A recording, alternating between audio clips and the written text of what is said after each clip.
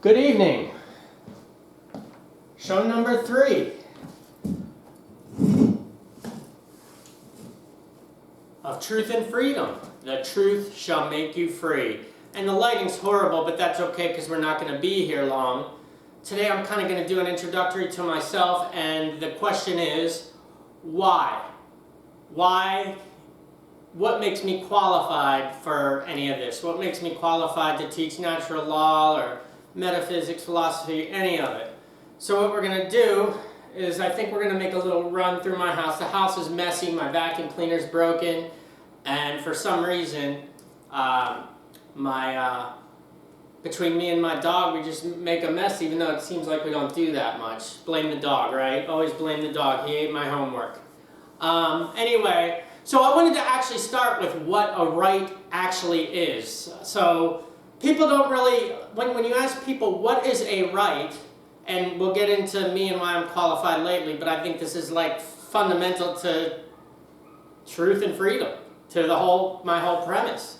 So what is a right? A right is found apophatically,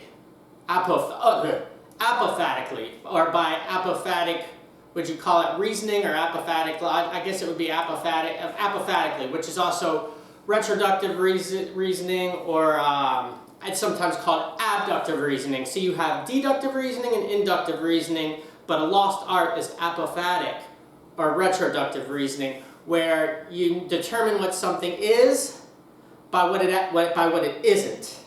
So here's what a right is. So a lot of people, when you ask them, they say, well, you have the right to bear arms, you have the right to the free press, you have the right to freedom of speech.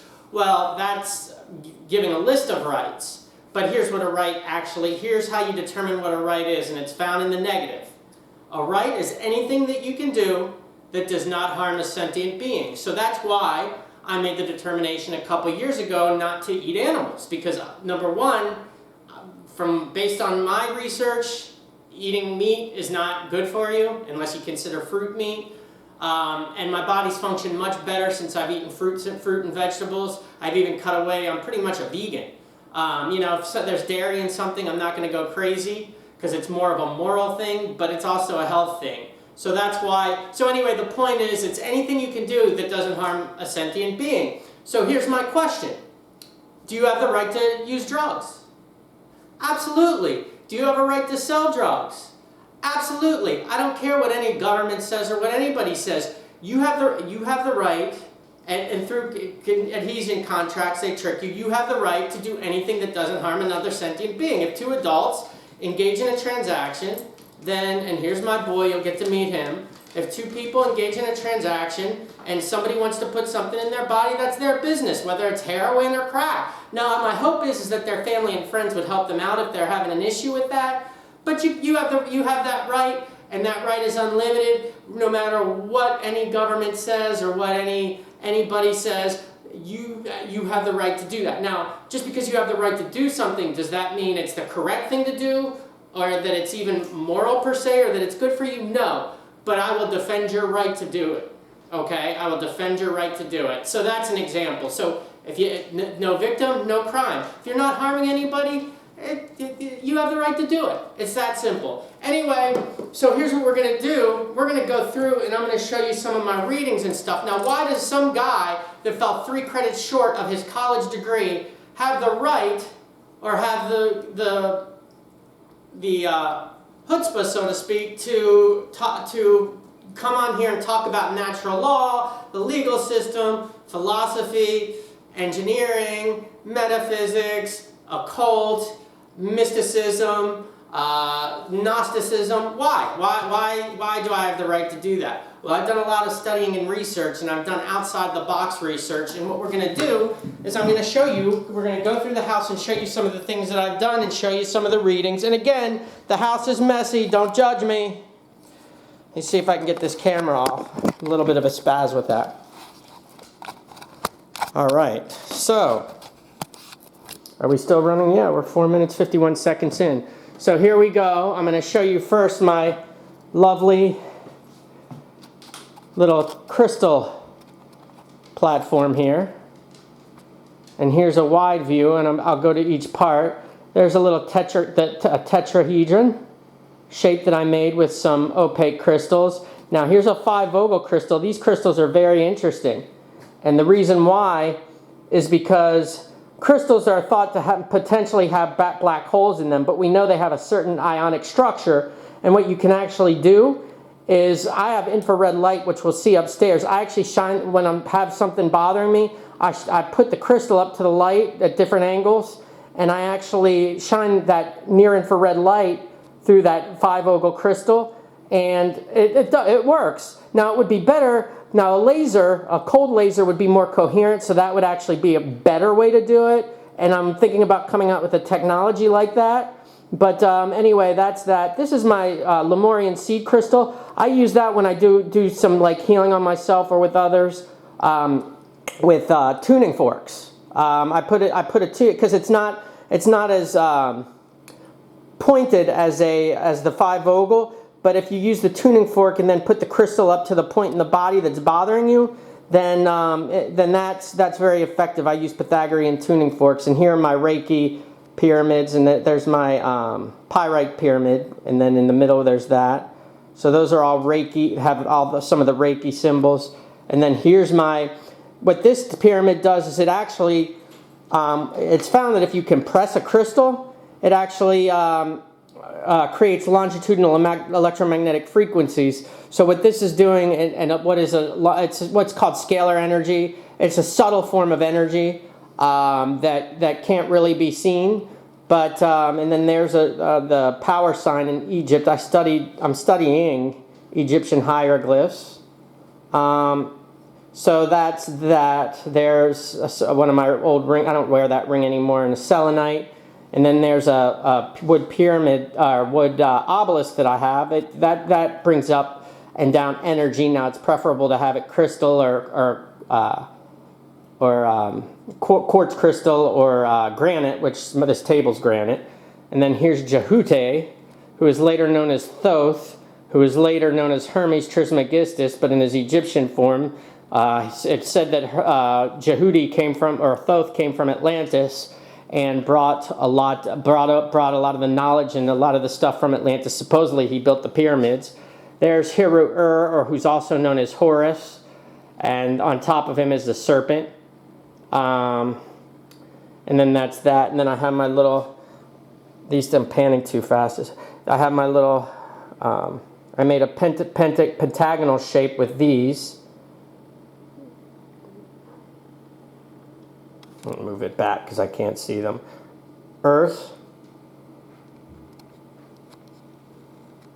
water, air, fire, and then that represents ether, and it looks like it's blurry. So those are, and then these are some runic. This is a runic that I made in a triangular shape. So that's a little something that I put together. There's my infused lithium crystal. Anyway, I have some interesting secrets of crystals. There's my boy crying. There he is. So here's what I wanted to do. I'm going to show you some of the stuff that's in my cabinet. We'll get into what this stuff is later.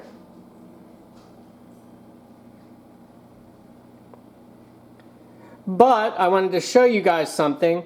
So I have this Vortex Er. I'll show you this from a distance. And it's pretty cool. 27 minutes. It vortexes. It does 9, 18, or 27 minutes. And here's what it does when you start it. It structures the water and makes it hexagonal. I put some of my stuff in there, but it also has a mineralizer in it. And let's pan out a little bit, and I'll start it.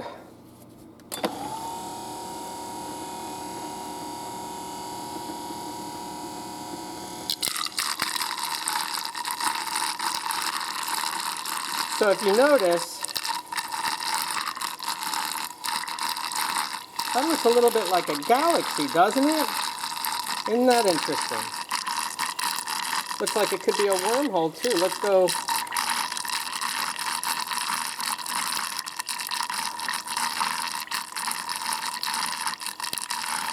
Pretty cool, huh? I think. But what it does is it structures the water, makes it hexagonal, and it also puts, I put some of my elements in there. But that's the deal, structured water. I use distilled water, and then all that, and then I put that in my teas. I do a lot of tea, keep myself healthy. Tart cherry. So, you know, when I using that kind of stuff, do I really have to worry about, you know, this whole epidemic or fake pandemic? No. Here's some other stuff I have that may be of interest to people. We'll get into that as we go. Very interesting stuff. Very interesting stuff. And then I have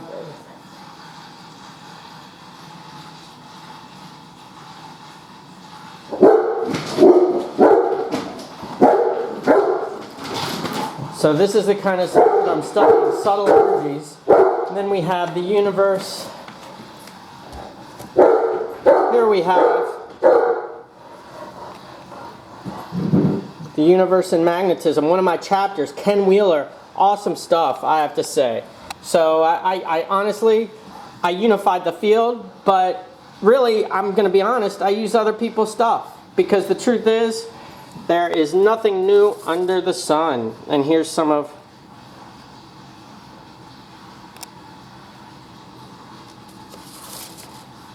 the stuff I have. We're 11 minutes already? Gosh, you guys are probably, this probably isn't super exciting also. Magnetic healing. So, my name is Brad, by the way, and yeah, so I've been studying a lot of this stuff. We're going to go up. Here we go. And here's my caduceus. I've kind of taken this apart a bit, so it's not in the same shape it used to be in. It has a crystal on top. Little secret to crystals. What if you could take a crystal and ionize it and create an 800-to-1 gravitational lift? So here's some of the books. There's my infrared light, by the way. Isn't that kind of cool? Look at the structure of that light.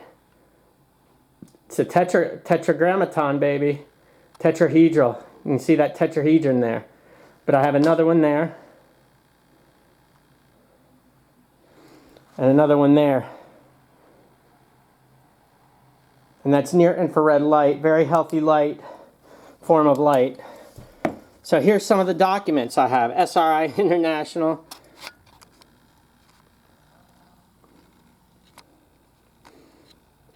Let's see if I can keep that lit. That's well enough lit for you guys to see. So what is this? Let's see if I can find the front. CRV, Controlled Remote Viewing. So this stuff is real. This is CIA documents. Let's see what the file is. It's RDP 90788 ROO 100 400. Anyway, you see it. Hold on, let's get it in there. There it is. So there's that. Pyramid science. Kabbalah. Let's go quickly through Hebrew. I also have a book on ancient Egypt or Egyptian hieroglyphs. Federalist Papers. More Kabbalah.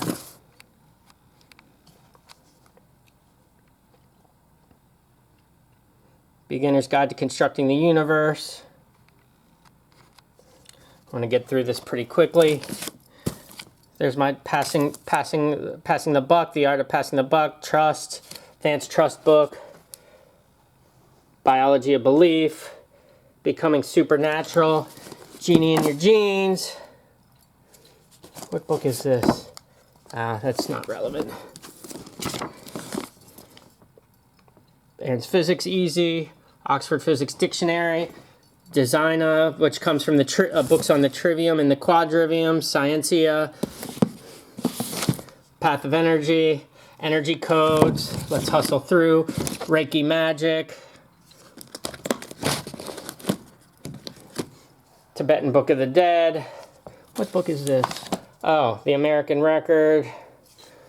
And then this, oh God, these stuck together. Oh no.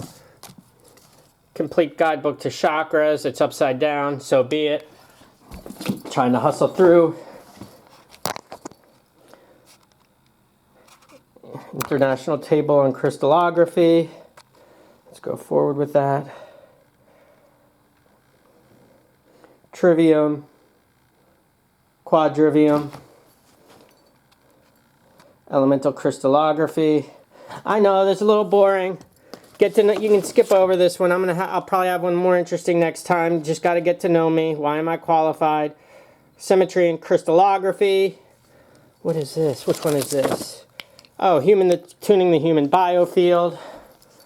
Let's go to the next room. Almost home. Almost home. Here's my yoga room. It's dark now. Yoga mat. I did a yoga room because of the lack of gym access. My plants. And then as you can see, I don't think we'll get into them, but I have some books on the LSAT. So I studied for the LSAT, even though I thought I might go to law school for a second, but that dream really would have been a nightmare had I done it. I'm glad I did. Not a nightmare per se. And then here's a Black's Law Dictionary. Important to have. You know, here's a good one on why here's a book by Anton Scalia called Reading the Law, the Interpretation of Legal Texts, Business Law, Small Business for Dummies. So, I have some philosophy books, all kinds of papers in here. Like, I have all kinds of books, like, on paper and all sorts of different stuff. All sorts of different stuff. Anyway, I think that's going to be a wrap. Thank you. See you soon.